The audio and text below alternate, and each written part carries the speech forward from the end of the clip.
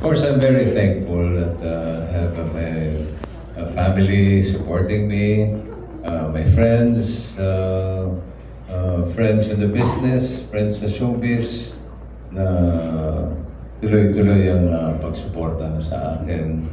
And like Sir Joey here, trusting me with endorsing isang magaling na produkto. I'm very thankful at maraming salamat sa kanila, sa inyo, sa lahat ng tao. Maraming salamat.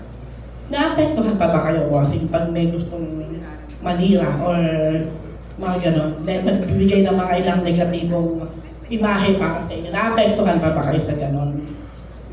Hindi naman pwedeng hindi ka maapektuhan. Pero, kumbaga, sabi ko nga, pagpasa Diyos mo lang. Wala na yun.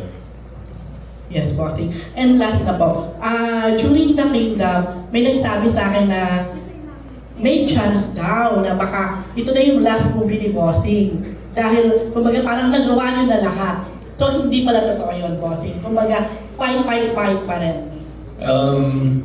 Yung last movie, kasi tagal ako nagpahinga sa pelikula. Kasi nga, hindi naman ako bumabata na. I know how tedious at how talagang nakaka-drain ng energy, ng emotionally.